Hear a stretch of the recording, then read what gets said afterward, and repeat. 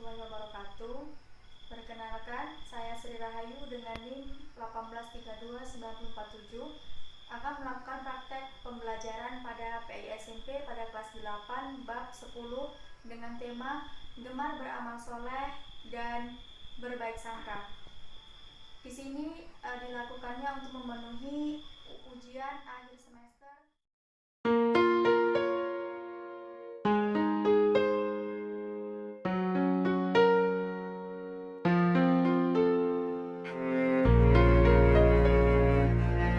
Assalamualaikum warahmatullahi wabarakatuh.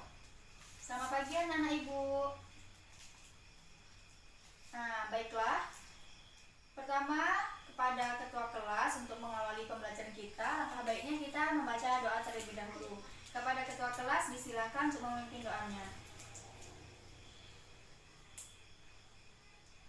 Alhamdulillah doa sudah dilakukan. Selanjutnya ibu akan mengecek dari masing-masing kalian.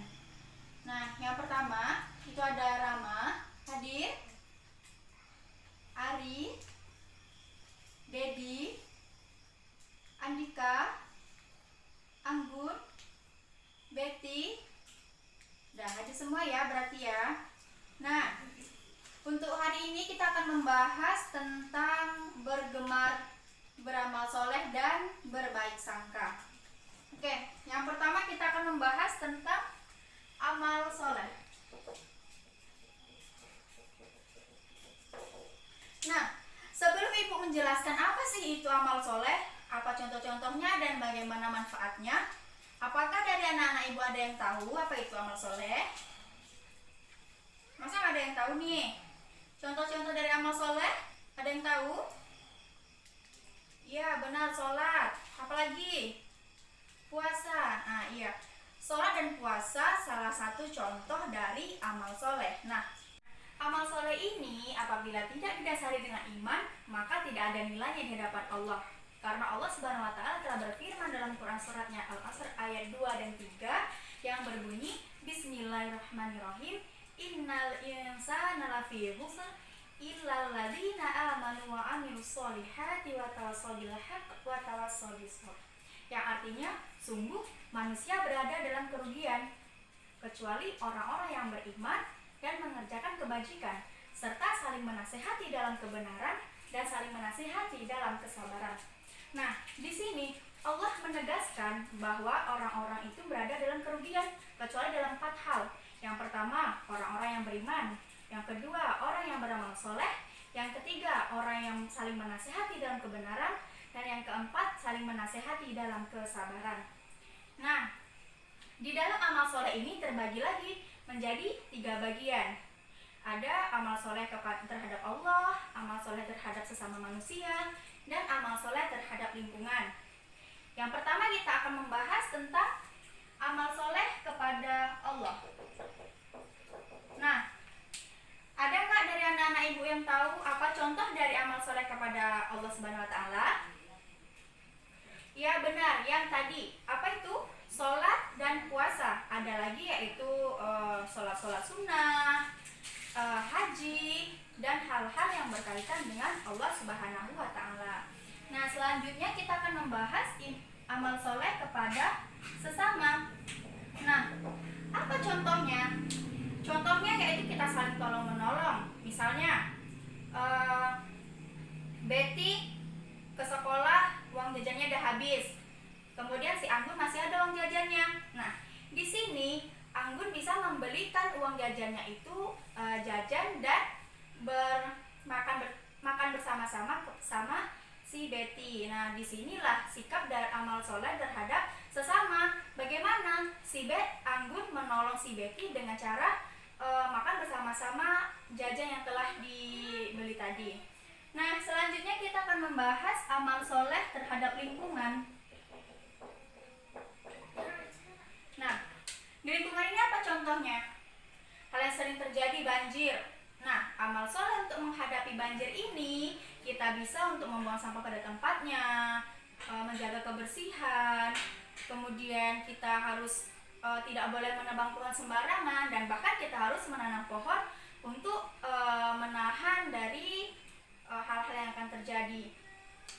Dari sekian banyak materi yang Ibu sampaikan, apakah ada pertanyaan dari anak-anak semua?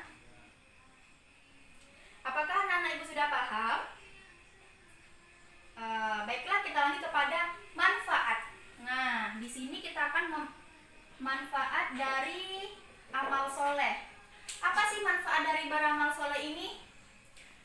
Manfaatnya yaitu kita dihapuskan dosa-dosanya, kita mendapatkan pahala, kita saling berbagi, kita kan saling mendapatkan pahala gitu, kita bisa meringankan beban orang lain gitu.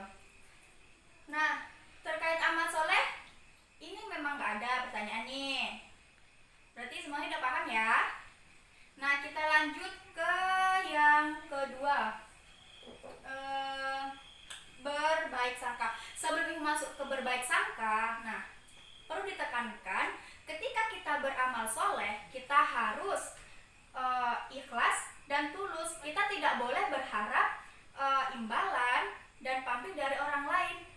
Kenapa? Karena segala sesuatu yang kita lakukan harus karena Allah Subhanahu wa Ta'ala. Karena Allah Subhanahu wa Ta'ala telah berfirman dalam Quran surat Al-Zalzalah ayat 7 dan 8 yang artinya, maka siapa yang berbuat kebaikan walaupun sebesar biji zarah, niscaya dia akan mendapat balasannya.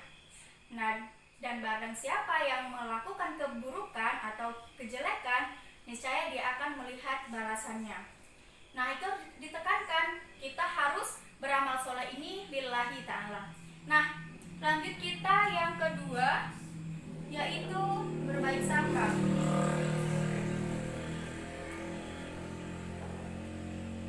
Berbaik sangka ini bisa dikenal dengan nama husnuzon, yaitu kita tidak boleh berburuk sangka, atau lawan dari berbaik sangka yaitu suuzon. Nah, misalnya seperti ini, si Jihan, si Betty sedang menunggu bis di halte, sedangkan si Anggun mengendarai motor nih. Ketika di perjalanan, si Anggun tidak melihat si Betty yang sedang menunggu bus di halte. Nah, kemudian si Betty berprasangka, kok si Anggun nggak melihat ya, kok nggak menyapa ya, oh mungkin dia tidak melihat sehingga dia tidak menyapa. Nah, perbuatan atau tindakan dari Betty ini merupakan berbaik sangka atau husnuzon. Kemudian jika si Betty berburuk sangka, misalnya seperti ini, si Betty nunggu bis di halte tadi kan, kemudian si Anggun lewat gitu kan. Jadi secara tidak langsung si Betty berprasangka seperti ini, kok si Anggun nggak nyapa ya, ih sombong kali anak itu gitu kan. Nah, itu merupakan tindakan yang berburuk sangka, yang itu tidak boleh dilakukan, karena kita tidak boleh menuduh orang secara terburu-buru seperti itu. Nah, di dalam berburuk sangka ini terdapat 3 bagian, 3 macam. Nah, sebelum masuk ke macam-macamnya, apakah ada pertanyaan? Kepada anak-anak Ibu, apakah ada pertanyaan? Jika ada, dipersilakan. Tidak ada? Oke, kita lanjut ke macam-macam husnuzon. Husnuzon. Yang pertama, berbaik sangka kepada Allah. Nah, apa contohnya? Seperti ini, misalnya kita mendapatkan musibah banjir atau kecelakaan. Nah, di situ kita harus berprasangka baik kepada Allah. Dengan cara apa? Yaitu dengan cara ikhlas. Ikhlas menerima apa yang terjadi dan harus berlapang dada, karena segala sesuatu yang telah terjadi itu sudah ditakdirkan oleh Allah. Contoh yang kedua, misalnya kita mendapatkan rezeki yang pas-pasan. Nah, di situ kita harus bersyukur karena rezeki yang diberikan oleh Allah itulah yang sudah ditetapkannya. Yang kedua, berbaik sangka kepada diri sendiri. Nah, mungkin dalam menerima rapor seperti itu, hasil dari yang kita harapkan tidak sesuai. Nah, di sini kita tidak boleh menyalahkan diri kita sendiri. Kenapa? Kita harus memotivasi diri kita sendiri untuk memperbaiki nilai-nilai yang telah kita dapat yang tidak sesuai tadi. tadi. Dengan cara apa? Belajar giat, berdoa, rajin, tawakal, dan yang pastinya adalah usaha. Yang terakhir yaitu berbaik sangka kepada orang lain. Seperti contoh di awal tadi terkait berbaik sangka ini, kita tidak boleh menuduh orang secara terburu-buru. Dan contoh yang tadi Betty dan Anggun, nah seperti itulah contoh kita harus berbaik sangka kepada orang lain. Apakah ada pertanyaan terkait dengan apa itu berbaik sangka dan contoh-contoh serta macam-macamnya? Tidak ada. Kalau tidak ada, kita lanjut ke manfaat. Sebenarnya apa sih manfaat dari berbaik sangka ini? Nah, manfaat dari berbaik sangka ini yang pertama, dan pasti hidup kita merasa tenang, tentram, damai. Kenapa? Karena kita tidak ada berburuk sangka kepada orang lain. Yang kedua, kita bersikap optimis.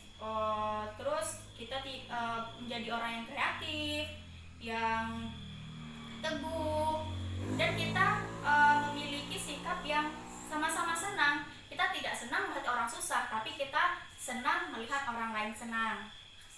Apakah ada pertanyaan dari anak-anak ibu semuanya? Tidak. Kalau tidak ada, mungkin hanya ini materi kita pada pagi hari ini.